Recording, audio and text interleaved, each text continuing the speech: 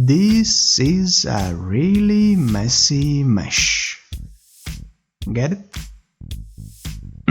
Sorry, bad joke.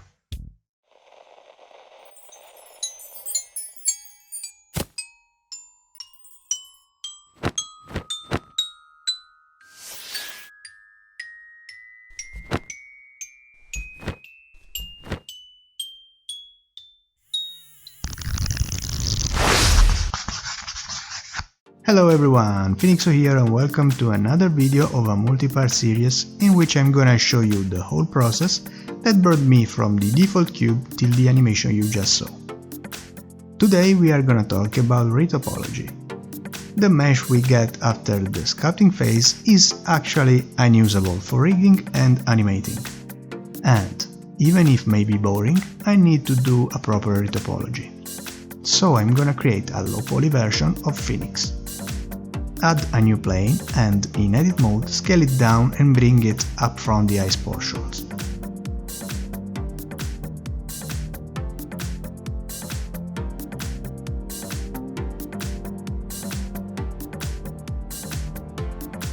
Select all the vertices, subdivide them and delete all the vertices on the left.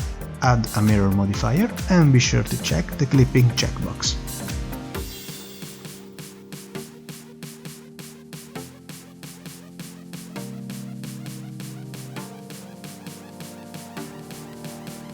Add a shrink wrap modifier, selecting the high poly version as target and above surface as snap mode.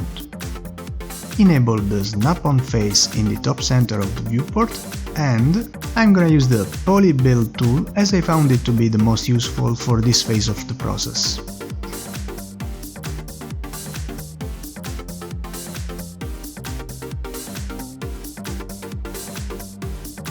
In the viewport display properties of the new object, I'm gonna check the in front option. And I'm gonna set random in the viewport shading options in the top right corner of the viewport. In this way you can simply select one vertex and move it on fly, and if you move the mouse close to an edge you can extrude it by simply clicking with the mouse. The main reason behind the retopology phase is to get a clean mesh, made by the less number of only quads that are simply faces with 4 edges and 4 vertices. But that's not the only reason. You want also to create a digital mesh that follows the natural shape and deformations of the real one. So it's important to create edge loops where they need to be created, such as around the eyes and the mouth. But even around the torso and the shoulders, there have to be the right edge loop, as they are deforming quite a lot during the animation phase. There are a lot of tutorials there that can explain better than me how to achieve this result. As you can see, I'm trying to get the right shape around the eyes, the beak, the head, the shoulders and the wings.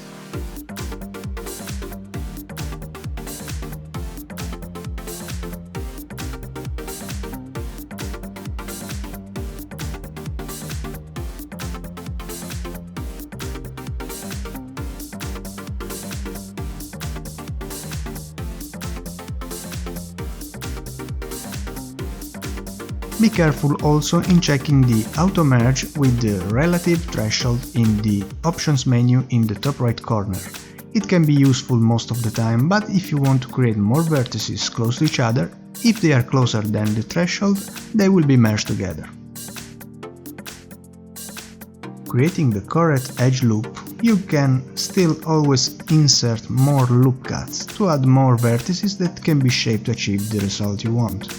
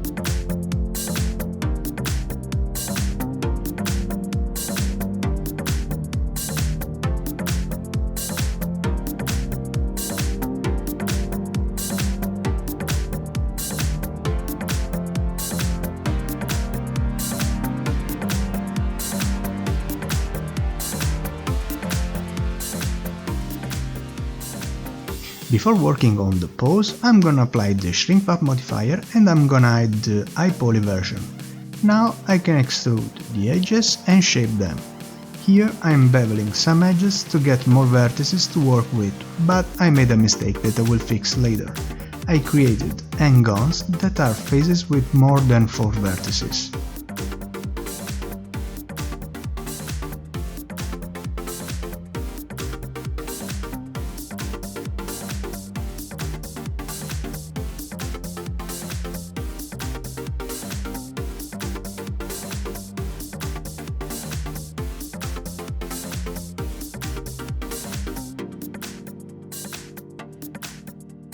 Most of the time it's only a matter of move vertices, scale faces and adding cut loop. The Loop Tools add-on I mentioned in a previous video is also useful in this phase to flatten some faces or to get a circle shape for some edges.